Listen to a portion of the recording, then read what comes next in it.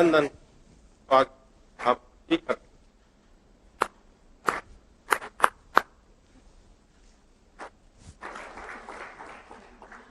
धन्यवाद माननीय। तिरुपति में इस सम्मेलन में केंद्र सरकार एवं राज्य सरकार आजादी के अमृत दौरान श्रम शक्ति का सशक्तिकरण एवं उनके गरिमामय जीवन हेतु सरकार के उठाए गए कदमों और उपायों पर हम चर्चा करने वाले हैं।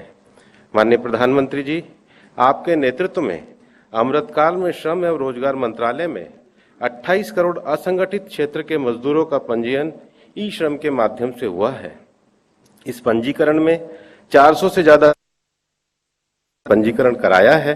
श्रम मंत्रियों के सम्मेलन में संवाद के द्वारा हम प्रधानमंत्री श्रम योगी मानधन योजना, प्रधानमंत्री सुरक्षा बीमा योजना, प्रधानमंत्री जीवन ज्योति बीमा योजना एवं राज्य सरकारों द्वारा इन योजनाओं में ई श्रम के साथ जोड़कर असंगठित क्षेत्र के कामगारों के लिए सरकार की सामाजिक सुरक्षा के अधिकतम विस्तार की चर्चा करने वाले हैं। इसके अतिरिक्त श्रम मंत्रालय के ईएसआईसी बोर्ड ने जो संकल्प पारित किया है कि ईएसआईसी स्कीम को आयुष्मान भारत योजना के साथ जोड़ा जाएगा। विगत दिनों में हुए ईएसआईसी के उच्च अधिकारियों के चिंतन शिविर में निर्णित किया गया कि देश के आकांक्षी जिलों में ईएसआईसी का विस्तार वर्ष के अंत तक किया जाएगा। अतः आकांक्षी जिलों में ईएसआईसी की सुविधाओं के विस्तार पर विस्तृत रूप से चर्चा इस सम्मेलन में की जाएगी। माननीय प्रधानमंत्री जी, श्रम कल्याण की आपकी नीतियों से जहां देश में नए श्रम कानूनों के माध्यम से श्रम सुधारों को बढ़ावा दिया गया है, वहीं सामाजिक सुरक्षा का दायरा बढ़ाकर कल्याणकारी राज्य की नींव को मजबूत करने के आवश्यक कदम उठाए गए हैं। यह नीतियां सामाजिक सुरक्षा का परिवर्तन करके भारत को एक विकसित राष्ट्र बनाने के साथ साथ संवेदनशील, सहृदय, सौहार्दपूर्ण कल्याणकारी राज्य बनाने के हौसले की प्रतिध्वनि है। विभिन्न राज्यों के श्रम कानूनों में सुधार की सकारात्मक प्रक्रिया चल रही है, जिसको पूर्ण करने की आवश्यकता है। इस सम्मेलन में राज्य सरकार एवं केंद्र सरकार विभिन्न श्रम नियमों की प्रगति के साथ साथ ease of registration, compliance, decriminalisation, efficiency, श्रमिक कल्याण जैसे विषयों पर भी हम सब चर्चा करने वाले हैं। माननीय प्रधानमंत्री जी, पिछले दिनों जेनेवा में हुई पोस्ट कोविड आईएलओ कॉन्फ्रेंस में वर्ल्ड ऑफ वर्क चर्चा सत्र में कोविड के दौरान आपके नेतृत्व में भारत के किए गए प्रयासों की सराहना की गई। माननीय प्रधानमंत्री जी, इसके साथ ही 15 अगस्त पर आपके द्वारा दिए गए 5 संदेश बड़ा संकल्प है। विकसित भारत, गुलामी की मानसिकता से मुक्ति, अपनी विरासत पे गर्व, एकता और एकजुटता, नागरिकों का कर्तव्य पर श्रमेव जयते 2047 के दौरान एक सत्र में चर्चा की जाएगी। इस 2 दिवसीय सत्र में इन कार्य योजना और चर्चा के साथ साथ मोटिवेशनल सेशन, योग सत्र, सांस्कृतिक विषय और श्रम विभाग के वर्करों के ऑक्यूपेशनल सेफ्टी में लेकर के जो नई तकनीक आई है उन पर प्रदर्शनी का भी आयोजन किया गया है। हम आपसे आग्रह करते हैं कि आपका यह संबोधन 2 दिवसीय कार्यक्रम के लिए प्रेरक बनेगा। माननीय प्रधानमंत्री जी, मैं आपसे आग्रह करता हूं कि आप हम सबको संबोधित करके मार्गदर्शित करें। धन्यवाद।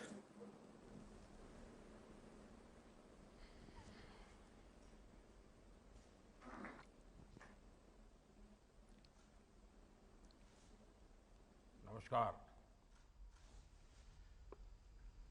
चंडीगढ़ के एडमिनिस्ट्रेटर श्रीमान बनवारीलाल पुरोहित जी, केंद्रीय मंत्रिमंडल में मेरे सहयोगी श्री भूपेंद्र यादव जी, श्री रामेश्वर तेली जी, सभी राज्यों के आदरणीय श्रम मंत्रीगण, श्रम सचिवगण, अन्य महानुभाव, देवी और सज्जनों, सबसे पहले मैं भगवान तिरुपति बालाजी के चरणों में नमन करता हूं।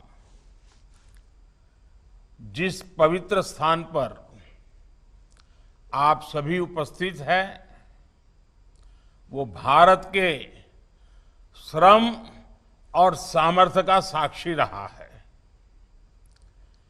मुझे विश्वास है इस कॉन्फ्रेंस से निकले विचार देश के श्रम सामर्थ्य को मजबूत करेंगे। मैं आप सभी को और विशेष रूप से श्रम मंत्रालय को इस आयोजन के लिए बधाई देता हूं। साथियों, इस 15 अगस्त को देश ने अपनी आजादी के 75 वर्ष पूरे किए हैं, आजादी के अमृत काल में प्रवेश किया है।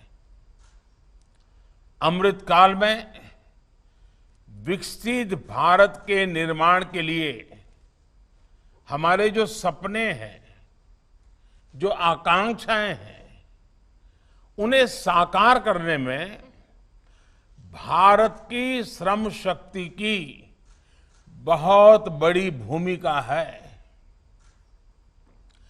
इसी सोच के साथ देश संगठित और असंगठित क्षेत्रों में काम करने वाले करोड़ों श्रमिक साथियों के लिए निरंतर काम कर रहा है। प्रधानमंत्री श्रम योगी मानधन योजना, प्रधानमंत्री सुरक्षा बीमा योजना, प्रधानमंत्री जीवन ज्योति बीमा योजना जैसे अनेक प्रयासों ने श्रमिकों को एक तरह का सुरक्षा कवच दिया है। ऐसी योजनाओं की वजह से असंगठित क्षेत्र के श्रमिकों के मन में ये भाव जगा है कि देश उनके श्रम का भी उतना ही सम्मान करता है। हमें केंद्र और राज्य के ऐसे सभी प्रयासों को पूरी संवेदनशीलता से एक साथ लाना होगा ताकि श्रमिकों को उनका अधिक से अधिक लाभ मिल सके। साथियों, देश के इन प्रयासों का कितना प्रभाव हमारी अर्थव्यवस्था पर पड़ा है, इसके साक्षी हम कोरोना काल में भी बने हैं।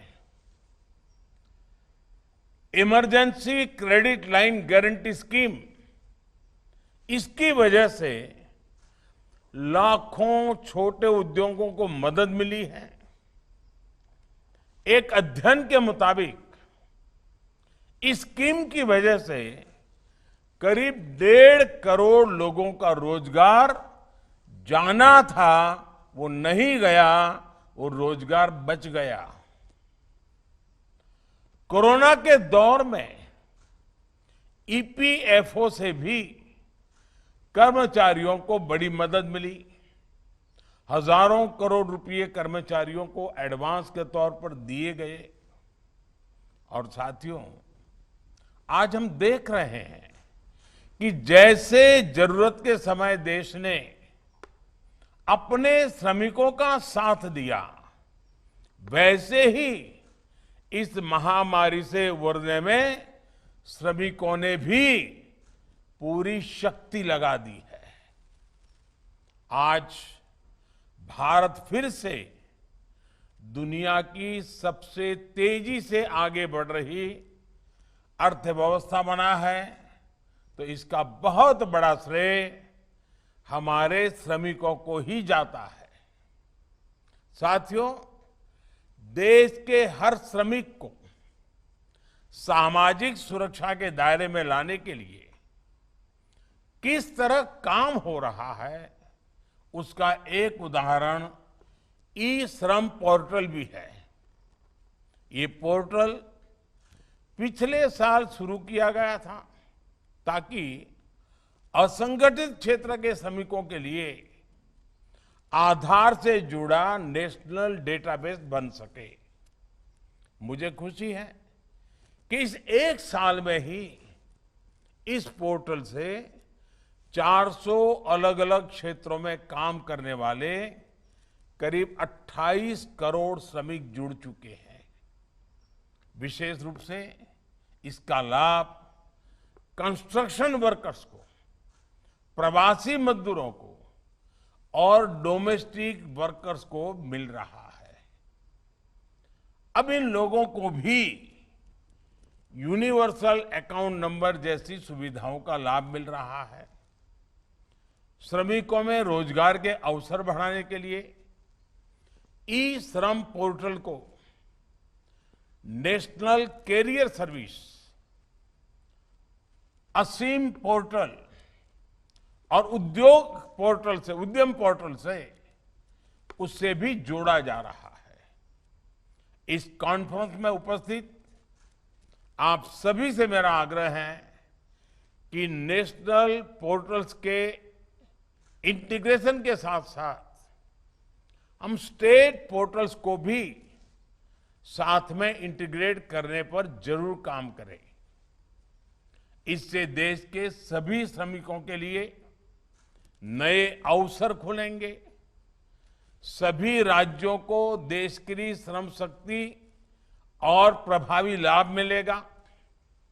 साथियों, आप सभी भली भांति जानते हैं कि हमारे देश में ऐसे कितने लेबर कानून रहे हैं जो अंग्रेजों के समय से चले आ रहे हैं। बीते 8 वर्षों में हमने देश में गुलामी के दौर के और गुलामी की मानसिकता वाले कानूनों को खत्म करने का बीड़ा उठाया है। देश अब ऐसे लेबर कानूनों को बदल रहा है, रिफॉर्म कर रहा है, उन्हें सरल बना रहा है।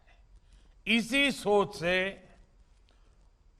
29 लेबर कानूनों को 4 सरल लेबर कोड्स में बदला गया है। इससे हमारे श्रमिक भाई बहन न्यूनतम सैलरी, रोजगार की सुरक्षा, सामाजिक सुरक्षा और स्वास्थ्य सुरक्षा जैसे विषयों पर और सशक्त होंगे। नए लेबर कोड्स में इंटर स्टेट माइग्रेंट लेबर की परिभाषा को भी सुधारा गया है। हमारे प्रवासी श्रमिक भाई बहनों को one nation one ration card जैसी योजना से भी बहुत मदद मिली है। साथियों, हमें एक और बात याद रखनी है। दुनिया तेजी से बदल रही है। अगर हमने खुद को तेजी से तैयार नहीं किया तो फिर पिछड़ने का खतरा हो जाएगा। पहली, दूसरी और तीसरी औद्योगिक क्रांति का लाभ उठाने में भारत पीछे रह गया था। अब चौथी औद्योगिक क्रांति के समय भारत को तेजी से निर्णय भी लेने होंगे और उन्हें तेजी से लागू भी करना पड़ेगा। बदलते हुए समय के साथ जिस तरह नेचर ऑफ जॉब बदल रहा है, वो आप भी देख रहे हैं। आज दुनिया डिजिटल एरा में प्रवेश कर रही है। पूरा वैश्विक परिवेश तेजी से बदल रहा है। आज हम सब गिग जीआईजी और प्लेटफॉर्म इकोनॉमी के रूप में रोजगार के एक नए आयाम के साक्षी बन रहे हैं। ऑनलाइन शॉपिंग हो, ऑनलाइन हेल्थ सर्विसेज हो, ऑनलाइन टैक्सी और फूड डिलीवरी हो, ये आज शहरी जीवन का हिस्सा बन चुका है। लाखों युवा इन सेवाओं को, इस नए बाजार को गति दे रहे हैं। इन नई संभावनाओं के लिए हमारी सही नीतियां और सही प्रयास इस क्षेत्र में भारत को ग्लोबल लीडर बनाने में मदद करेंगे। साथियों, देश का श्रम मंत्रालय अमृत काल में वर्ष 2047 के लिए अपना विजन भी तैयार कर रहा है। भविष्य की जरूरत है flexible work places, work from home ecosystem. भविष्य की जरूरत है फ्लैक्सी वर्क आवर्स। हम फ्लेक्सिबल वर्कप्लेस जैसी व्यवस्थाओं को महिला श्रम शक्ति की भागीदारी के लिए अवसर के रूप में इस्तेमाल कर सकते हैं। इस 15 अगस्त को लाल किले से मैंने देश की नारी शक्ति की संपूर्ण भागीदारी का आह्वान किया है। नारी शक्ति का सही उपयोग करते हुए भारत अपने लक्ष्यों को और तेजी से प्राप्त कर सकता है। देश में नए उभर रहे सेक्टर्स में महिलाओं के लिए क्या कुछ और कर सकते हैं, हमें इस दिशा में भी सोचना होगा। साथियों, 21वीं सदी में भारत की सफलता इस बात पर भी निर्भर करेगी कि हम अपने डेमोग्राफिक डिविडेंड का कितनी सफलता से उपयोग करते हैं। हम high quality skilled workforce create कर वैश्विक अवसरों का लाभ ले सकते हैं। भारत दुनिया के कई देशों के साथ migration and mobility partnership agreements भी साइन कर रहा है। देश के सभी राज्यों को इन अवसरों का लाभ मिले, इसके लिए हमें प्रयास बढ़ाने होंगे, एक दूसरे से सीखना होगा। साथियों, आज जब इतने बड़े अवसर पर हम सभी एकजुट हुए हैं, तो मैं सभी राज्यों से, आप सभी से कुछ और आग्रह भी करना चाहता हूं। आप सभी परिचित हैं कि हमारे बिल्डिंग एंड कंस्ट्रक्शन वर्कर्स हमारी वर्कफोर्स का अभिन्न अंग है। उनके लिए जिस सेस की व्यवस्था की गई है, उसका पूरा इस्तेमाल जरूरी है। मुझे बताया गया है कि इस सेस में से करीब 38,000 करोड़ रुपए अभी भी राज्यों द्वारा इस्तेमाल नहीं हो पाए हैं। ईएसआईसी, आयुष्मान भारत योजना के साथ मिलकर कैसे ज्यादा से ज्यादा श्रमिकों को लाभ पहुंचा सकता है, इस और भी हमें ध्यान देना होगा। मुझे विश्वास है कि हमारे ये सामूहिक प्रयास देश के वास्तविक सामर्थ्य को सामने लाने में अहम भूमिका निभाएंगे। इसी विश्वास के साथ आप सभी को बहुत बहुत धन्यवाद। और मुझे विश्वास है कि इन 2 दिवसीय चर्चा में आप नए संकल्प के साथ, नए विश्वास के साथ देश की श्रम शक्ति के सामर्थ्य को बढ़ाने में सफल होंगे। बहुत बहुत धन्यवाद।